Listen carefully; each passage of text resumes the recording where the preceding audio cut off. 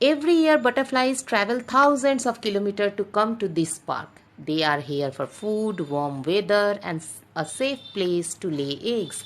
This journey is called migrations, explained Miss Said.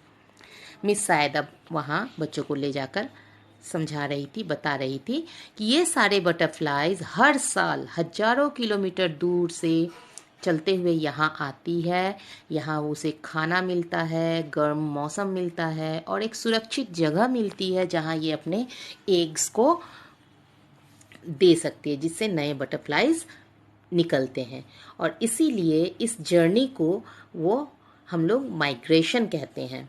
Butterflies का दूर से आकर किसी जगह पे खाने और अंडे देने के लिए जो जाना होता है, जर्नी होता है, उसे माइग्रेशन कहते हैं। Don't they get tired flapping their wings for so long, a student asked. ये बात सुन के उन्हीं बच्चों में से एक ने पूछा, अरे इतनी दूर तक वो अपने पंखों को फड़फड़ाते हुए जो आती है, तो उनके पंख दुख नहीं जाते? वे लोग थक नहीं जाते? If there is a strong wind, they don't have to flap their wings, Kavya said. They spread their wings and move in the air. ये जवाब टीचर ने नहीं, काव्या ने ही दे दिया कि जब बहुत तेज हवा होती है तब वो अपने पंखों को फड़फड़ाती नहीं, वो सिर्फ उस समय अपने पंखों को फैला देती है, स्ट्रेट फैला देती है और हवा में खुद ब खुद उड़ने लगती है। That must be bumpy, Mary whispered to Kavya. मेरी अब तक काव्या की दोस्त बन चुकी है। वो काव्या को धीरे से बोलती है, इसका मतलब बहुत वो बम्पी है, वो बहुत उसको हम क्या कहें, जर्नी बहुत इंटरेस्टिंग है। Kavya thought about her bumpy ride to Bengaluru. जैसे ही ये बात बोला, उबड़ खाबड़ के सेंस में काव्या को अपने बेंगलुरु आने का याद आ गया कि वो जब यहाँ आ रही थी, बेंगलुरु में आ रही थी गांव से, तो वो कैसे ऊबड़ खाबड़ जगह से आते हुए उसको कैसा फील हुआ। Squeezed in between all the luggage for hours and hours, is that how a butterfly felt in the wind. अब उसके मन में भी आने लगा कि ओह, जब दूर से कोई आता है, जैसे मैं बेंगलुरु आ रही थी, तो सामानों के बीच में घंटों घंटों तक जैसे दब गई थी, और ऊपर से वो खड़खड़ और ऊबड़ खाबड़ रास्ते पे चलने का जो झटका है, क्या बटरफ्लाइज को भी हवा में ऐसा फील होता होगा? When butterflies migrate, they follow rivers. To stay healthy, they stop along the river bank to soak up minerals with their feet. It's called mud puddling, said Miss Said. Mud puddling, said Mary. That seems fun.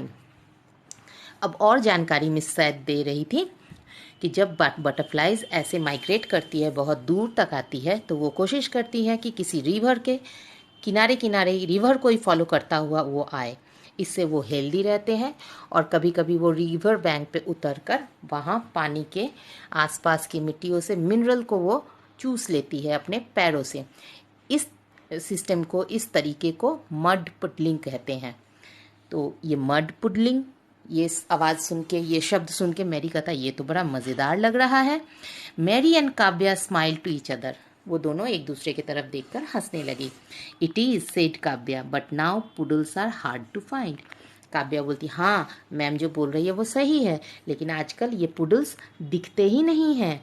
In काव्या's village, forests were cleared to make roads and buildings. Men in trucks took away sand from the river. There was less and less rain. The river went dry. The butterflies did not have enough water to mud puddle. Kavya के village में भी ऐसा ही कुछ हुआ है। जंगलों को काट कर वहाँ रोड और बिल्डिंग्स बना दिए गए हैं। लोग ट्रक लेके आते हैं और बालुओं को रिवर के किनारे से उठा उठा के लेकर चले जाते हैं। अब वहाँ बारिश भी बहुत कम होने लगी है और नदियाँ सूख रही हैं। बटरफ्लाई के अब वहाँ पे ज़्यादा पानी भी नहीं मिलता कि वहाँ मड पुडलिंग किया जा सके। काव्या's family did not have enough water to grow food on their land. That's why they moved to the city.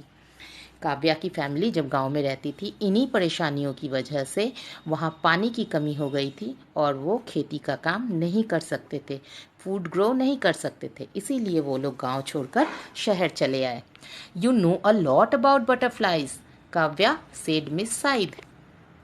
इतना सारा जवाब जानकारी देखने के बाद मिस सैद ने पूछा कि अरे काव्या, तुम्हें तो बटरफ्लाइज के बारे में बहुत कुछ जानकारी है। That's because they are my favourite insect, said Kavya. तो काव्या ने कहा ये इसलिए क्योंकि ये इंसेक्ट मेरा सबसे फेवरेट इंसेक्ट्स है। Why do you love butterfly so much Kavya, मेरी आस्क्ड। अब उसकी फ्रेंड पूछी, अरे ये तुम्हारा फेवरेट इंसेक्ट्स क्यों है, तुम इसे इतना प्यार क्यों करती हो?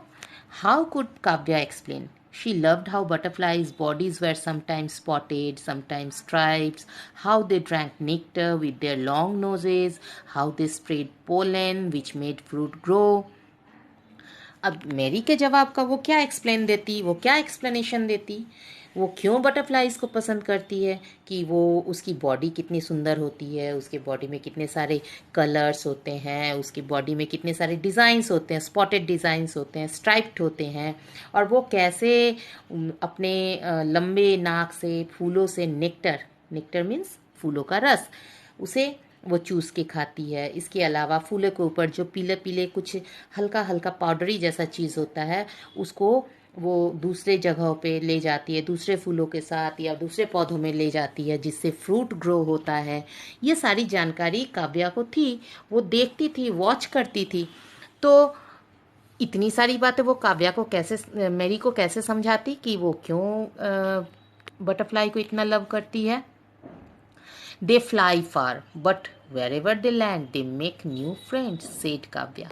अब काव्या को एक अच्छा सा जवाब सूझा कि बटरफ्लाइज जो कलरफुल होती है, बहुत सुंदर होती है, बहुत सारे काम करती हैं, वो बहुत दूर तक जाती है, लेकिन एक बात उनकी खास है जिसके लिए मुझे बहुत ज़्यादा पसंद है, कि वो जब भी कहीं नए जगह पे जाती है वो वहाँ न्यू फ्रेंड्स बना लेती है। स्क्वीजिंग मैरीज हैंड, ये बोलते हुए वो मैरी के हाथ को पकड़ी जो हुई थी उसको अच्छे से पकड़कर थोड़ा सा दबाती है।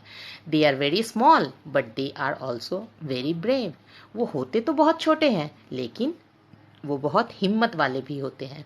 Just like you, said Miss Saeed and Kavya smiled. इस जवाब से मिस सैद बोलती है, ठीक तुम्हारी तरह, जैसे तुम छोटी हो लेकिन तुम ब्रेव भी हो और बहुत मेहनती भी, तुम्हारी तरह। टीचर की ये बात सुनकर वो हंसने लगती है। Her smile as wide as a butterfly's wing. अब वो इतनी खुश हो जाती है कि अब उसकी हंसी एकदम बटरफ्लाई के विंग जब कलरफुल फैलते हुए नजर आते हैं तो कितना सुंदर लगता है, वैसे ही उसकी स्माइल उस समय दिखने लगी। This is the story of chapter 8 a butterfly smile. अब आप लोगों को समझ में आ गया होगा कि मैंने शुरू में कहा था this story is interesting as well as informative. Interesting part ये है जो मैंने आपके सवाल से पूछा था कि आपके पास जब आपके दोस्त आते हैं, कोई नया दोस्त आता है तो आप क्या करते हैं। अब तक शायद आपने सोच भी लिया होगा कि आपके पास जब आपके दोस्त आते हैं तो आप उसका वेलकम करते हैं, आप उससे दोस्ती करते हैं, उसके साथ खेलते हैं, उसे कंफर्ट फील कराते हैं, और उसके अलावा आप धीरे धीरे अपने लंच, अपने नॉलेज, अपनी आइडियाज़ सभी कुछ शेयर करके नया क्लासमेट बनाते हैं, और वो नया बच्चा भी आपसे नया क्लास में नए फ्रेंड्स बनाते हैं, जैसा कि काव्या ने मेरी को बनाया। दूसरा इन्फॉर्मेटिव ये है कि इस स्टोरी में आपने बटरफ्लाई के लाइफ साइकिल को देखा। इसके बारे में हम लोग फिर कल भी कुछ डिस्कशन करेंगे, स्टोरी तो नहीं बट कुछ इन्फॉर्मेशंस जो हम कल के वीडियो में शेयर करेंगे। टिल टुडे आप स्टोरी को अगेन काफ़ी बार रीड कीजिए, उसे अच्छी तरह से समझिए, और इसके जो क्वेश्चंस हैं, question fill in the blanks and the question answer, आप ट्राई कीजिए। इससे रिलेटेड क्वेश्चन आंसर और उसका आंसर शीट लिंक 2 में भी होगा। पहले अपने खुद से ट्राई कीजिए एंड देन लिंक 2 से उसे चेक कर लीजिए। That's all for today and we will come again with the informative part of this story tomorrow. God bless you.